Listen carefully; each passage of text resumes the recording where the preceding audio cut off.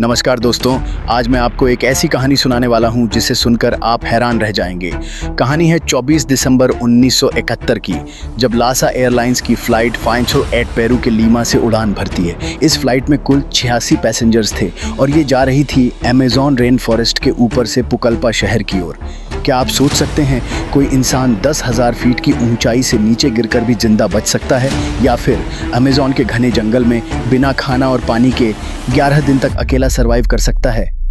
Hi, I am Raj and today you are watching the miracle of Juliane Koepcke. शुरुआत का आधा घंटा बिल्कुल नॉर्मल था।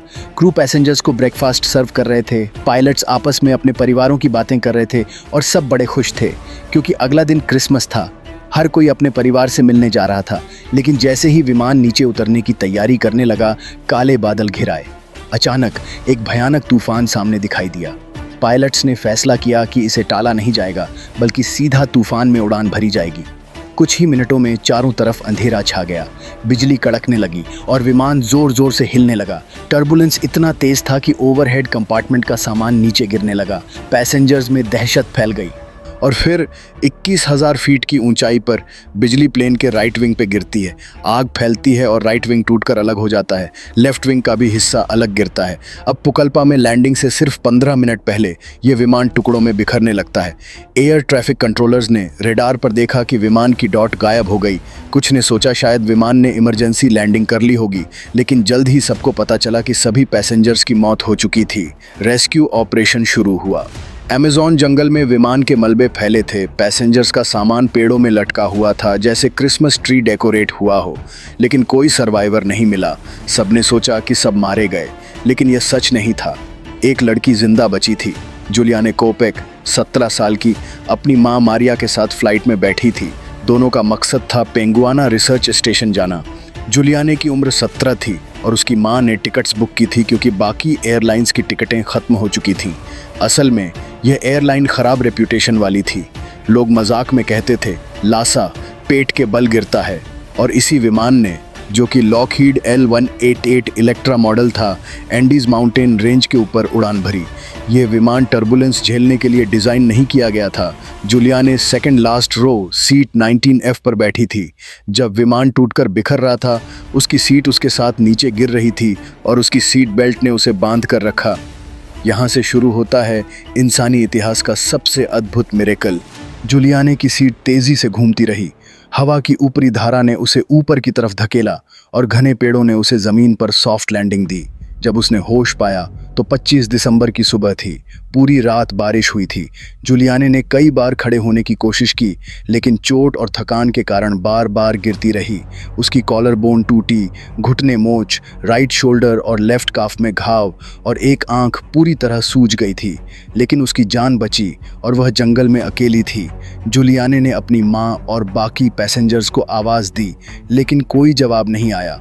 वह जानती थी कि इस जंगल में अकेली रहकर ही जीवित रहना होगा। सबसे पहले उसे चाहिए थे पानी और खाना। उसने पत्तों पर जमा पानी पिया। खाने को मिला इटालियन फ्रूट केक का बक्सा और कुछ कैंडीज, जो उसने धीरे धीरे खाए।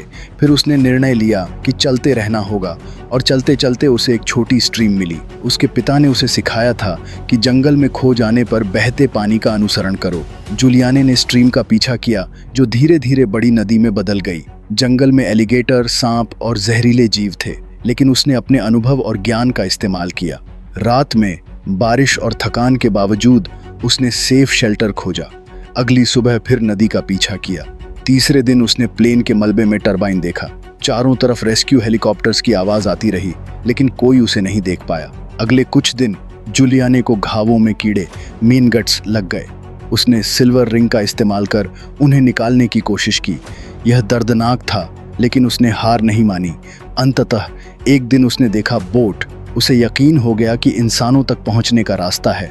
उसने अपने शेष सारे बल लगाकर बोट तक पहुंची। बोट के पास झोपड़ी थी। अंदर कोई नहीं था, लेकिन उसने घावों से मैगट्स बाहर निकाले और रात बिताई। अगली सुबह जंगल से 3 लोग आए।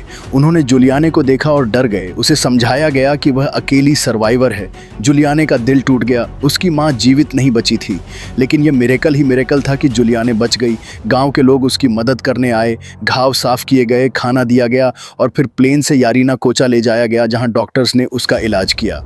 कुल मिलाकर जूलियाने ने 11 दिन तक अकेले जंगल में सरवाइव किया, बिना पर्याप्त भोजन और पानी के।